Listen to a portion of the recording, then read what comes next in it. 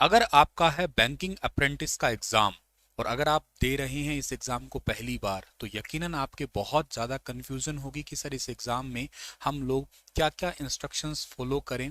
और एग्ज़ाम अगर हम देने जा रहे हैं सर, तो इस एग्ज़ाम में हम लोगों को क्या साथ लेके जाना है। क्या एडमिट कार्ड के साथ आइडेंटिटी की फ़ोटोकॉपी या साथ में फोटोग्राफ पेस्ट करना है, क्या ड्रेस कोड क्या होगा। ये सब इंस्ट्रक्शंस आप लोगों को इस पर्टिकुलर छोटे से क्लिप में बताने वाला हूं।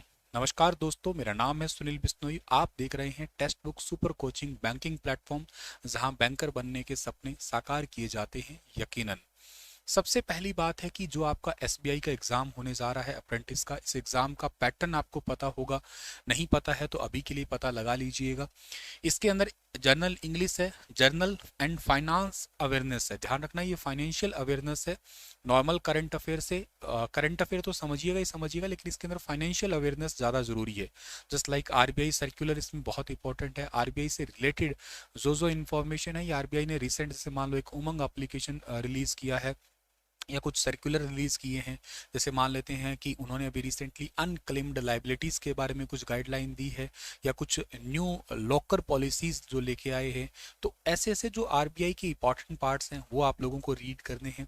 फाइनेंशियल अवेयरनेस आपकी जो भी है इंपॉर्टेंट, फाइनेंशियल अवेयरनेस के अंदर आप लोग और बहुत सारी चीज़ें हो सकते हैं। लाइक जैसे किसी बैंक के साथ एमओयू हुआ है, कोई फिनटेक, जैसे फिनटेक स्लाइस है, उसने अभी रिसेंटली एमओयू साइन किया है, या यूं कहिएगा मर्ज हो गई है north east small finance bank के साथ में।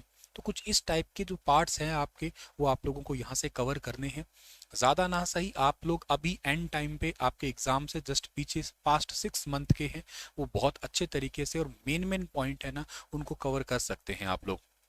अगला है क्वांटिटिव एप्टीट्यूड है, क्वांट है आपका। देखिएगा ये आपने प्रैक्टिस की ही होगी इसकी यकीनन। फोर्थ पार्ट है reasoning ability and computer aptitude है। अब रीजनिंग और कंप्यूटर इसके अंदर दोनों लिख रखे हैं। अब मार्क्स का ऐसा है कि इनमें 25 25 25 और 25 ही इसमें है। तो अलग से तो ये नहीं लिखा कि कंप्यूटर के इतने मार्क्स है, या अलग से रीजनिंग के भी इतने मार्क्स नहीं है। अब ऐसा जब हाल होता है तो इसमें क्या होता है, तो हो सकता है इसमें रीजनिंग के मार्क्स बढ़ा दे, कंप्यूटर के मार्क्स कम कर दे। और हो सकता है इसमें कंप्यूटर मार्क्स बढ़ जाए, रीजनिंग घटा दे। बैंक है तो देखो पॉसिबिलिटी है, रीजनिंग तो देखो आनी ही आनी है। और बैंक है तो कंप्यूटर की भी पॉसिबिलिटी रह ही जाती है। तो ये 50-50 है। हो सकता है 12-12 नंबर आए, 12-13 नंबर आए, 10 आए, 4 आए, 3 आए, 2 आए, 0 आए, कैसा रहता है। लेकिन पैटर्न इन्होंने यही दिया है अभी के लिए ऑफिशियली कहा जाए तो। नंबर ऑफ क्वेश्चन 100 है, मार्क्स भी नंबर ऑफ 100 है। टाइम सेक्शन की बात करें तो 15-15 मिनट दिया जाएगा। ओवरऑल आप लोगों को 16 मिनट दिया जाएगा, यानी कि 1 घंटा आपके पास में होगा इसके लिए टोटल। ठीक है सर, ये तो बात होगी एग्जाम की। इस टाइप का एडमिट कार्ड है, ये किसी बच्चे ने मुझे शेयर किया था। उसकी जो डिटेल्स है वो तो कॉन्फिडेंशियल डिटेल मैंने थोड़ी हाइड कर दी है, पर आपको मेन बात बताता हूँ कि एग्जाम आपका भी आया होगा। यहाँ पे आपका नेम है, रजिस्ट्रेशन नंबर वगैरह सब कुछ है। एग्जाम डेट इनका 4 दिसंबर को हो रहा है। रिपोर्टिंग टाइम है 4 PM। अब रिपोर्टिंग टाइम का मतलब है कि आपको वहाँ 4 PM पे जो है ना पहुँच जाना है। 4 बजे से लेट नहीं होना है। आप कोशिश करिएगा कि ये जो टाइम है इससे आप लगभग 1 घंटे पहले ही जाए, ठीक है ना। एटलीस्ट इतना तो जाएं कि आप 3 बजे, इसका मतलब 4 बजे इनका पेपर है तो 3 बजे एटलीस्ट जो है ना वो वहाँ पे ज़रूर पहुँचे। एग्ज़ाम के लिए कभी भी रिस्क नहीं लेना चाहिए, क्योंकि वो आपका भविष्य निर्धारित हो रहा है वहाँ पे। तो वहाँ पे आप ऐसा नहीं कि आलसीपना दिखाएं। एग्जैक्ट एंड टाइम पे जाने वालों के लिए बड़ी प्रॉब्लम हो जाती है, हेक्टिक सिचुएशन होती है। तो 3 बजे आप पहुँचे। जो भी एग्ज़ाम यहाँ पे टाइम लिखा है इससे 1 घंटा पहले मान के चलिए बस आप, ठीक है। एग्जाम सेंटर होगा, पासवर्ड होगा, सही है। पेपर ऑनलाइन होगा ये बता देता हूँ, तो उसके लिए एक पासवर्ड होगा यहाँ पे आपका, यूजर आईडी एंड पासवर्ड, वही आपको वहाँ कंप्यूटर में फिल करना होगा। उसकी टेंशन लेनी, वो आपको अपने आप बोल के बताएंगे वहाँ पे। अच्छा, जो इन्विजिलेटर होंगे, यहाँ पे आपका एक फोटो लगा होगा। ये एज इट इज जो फोटो यहाँ लगा हुआ है ना, एज इट इज वो सेम फोटो यहाँ पे पेस्ट करके ले जाना आप लोग, ठीक है। और साथ के साथ वही सेम फोटो के 2 फोटो साथ में और ले जाना एक्स्ट्रा। ये तो याद कर देना, कोई भी पेपर देने जाते हो तो साथ में 2 फोटो जरूर ले जाना। और के साथ में एक अपनी आइडेंटिटी प्रूफ। अब आपका आइडेंटिटी प्रूफ क्या हो सकता है सर, वो देखिएगा। आप आइडेंटिटी प्रूफ आपके कई टाइप के हो सकते हैं। जस्ट लाइक आपका पैन कार्ड हो सकता है, आपका पासपोर्ट हो सकता है आइडेंटिटी प्रूफ के अंदर, ठीक है ना। आपका पैन कार्ड हो सकता है, पासपोर्ट हो सकता है, परमानेंट ड्राइविंग लाइसेंस। लर्निंग जो आपका लर्नर होता है ना वो वाला अलाउड नहीं, ऑलरेडी लिख रखा है इन्होंने। राशन कार्ड और लर्नर जो आपका ड्राइविंग लाइसेंस है ये अलाउड नहीं है अभी। अच्छा सर, वोटर आईडी कार्ड हो सकता है, बैंक पासबुक की फोटोकॉपी हो सकती है, फोटोग्राफ्स हो सकते, विद फोटोग्राफ होना चाहिए। तो ये सब आपके आधार कार्ड है, ई आधार कार्ड वगैरह है, ये सारे ही चलेंगे। कॉलेज का या यूनिवर्सिटी का भी, रिकॉग्नाइज्ड कॉलेज या यूनिवर्सिटी का है, वो आइडेंटिटी कार्ड भी अप्लाई होगा। बाकी इतने सारे ले जाने की बजाय आपके पास में बहुत सिंपल सी बात है, साफ शब्दों में अपना आधार कार्ड लेके जाना, कोई टेंशन नहीं होगी। बस आधार कार्ड तो लेके जाना, पर साथ के साथ आप लोगों को एक उसकी फोटोकॉपी जरूर लेके जानी है, ध्यान रखना उसकी फोटोकॉपी इसी एडमिट कार्ड के साथ में स्टेपल करके लेके जाना, क्योंकि ये वहां पे सबमिट होगा, बता देता हूँ, सेम सबमिट हो जाएगा वहां पे। अपने साइन जहां पे भी करो कैपिटल लेटर में मत करना, ध्यान रखना, स्पेशली मेंशन किया हुआ है capital letter will not be accepted. Capital letter में साइन मत करना, ये एक्सेप्टेड नहीं। वैसे नॉर्मली साइन जैसे करते हो वैसे करना, पर कैपिटल लेटर नहीं करना, इसको बस इतना सा ही ध्यान रखना है आपको। ये जब कुछ डिटेल वगैरह होगी वो आप वहां पे ही फिल करना, पहले से फिल करने की कोई नीड नहीं है आप लोगों को। लेफ्ट थंब इंप्रेशन है वगैरह, कैंडिडेट सिग्नेचर है, इन्विजिलेटर सिग्नेचर है, वो अपने आप करवा लेंगे आपके पास में ही बैठे बैठे, तो इसकी टेंशन ना लेना।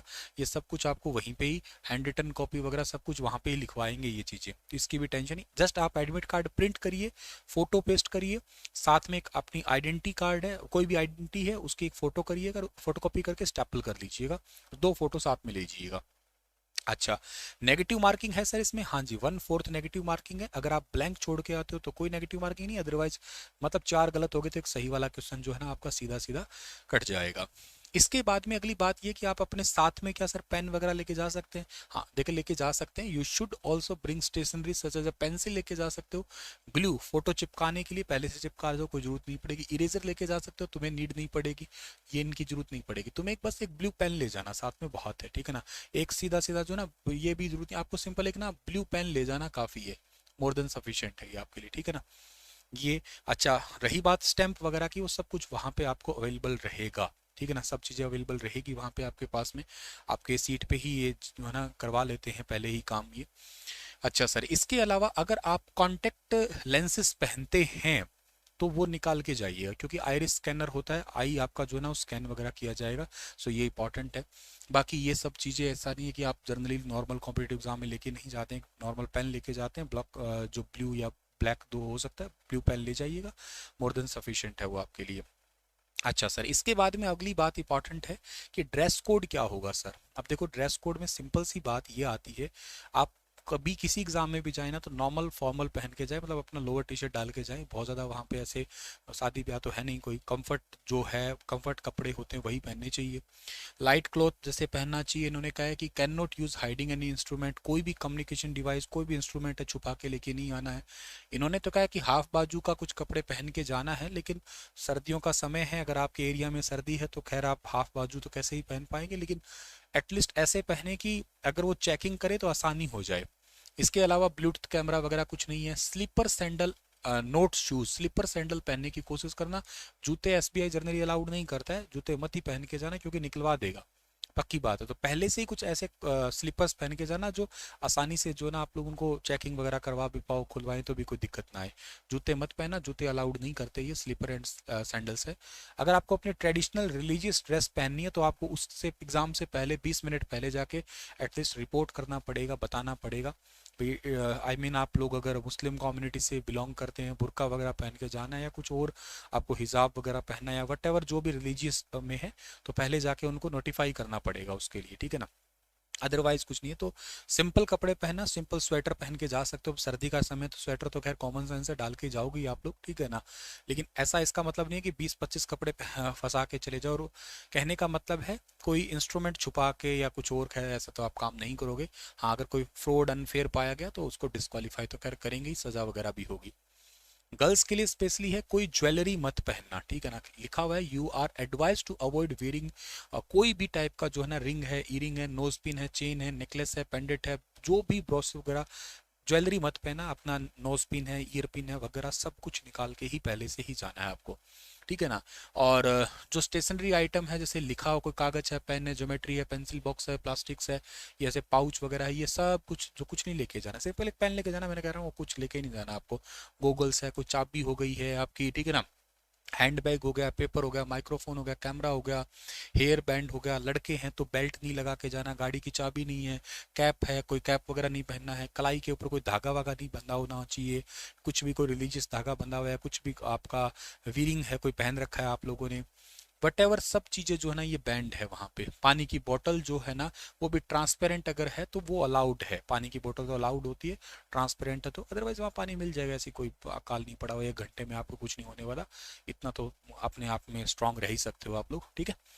सो मोटे तौर पे आपके लिए यही गाइडलाइन है। So wish you all the best, मेरी तरफ से बहुत बहुत शुभकामनाएं। और कोई डाउट फिर भी रहता है तो आप मेरे Telegram handle Sunil sir text book के डिस्कशन ग्रुप में मुझसे बात कर सकते हो। टेक्स्ट बुक सुपर कोचिंग से जुड़ने के लिए बहुत बहुत धन्यवाद। कोई कोर्स लेना है तो Sunil B coupon code use करके on the spot heavy discount भी ले सकते हो आप लोग, ठीक है। थैंक यू सो मच, अपना ख्याल जरूर रखना आप लोग। मेरी तरफ से बहुत बहुत शुभकामनाएं कि आपका एग्जाम अच्छा जाए, मेहनत करते रहिएगा, यकीनन आपको सफलता जरूर मिलेगी। All the best.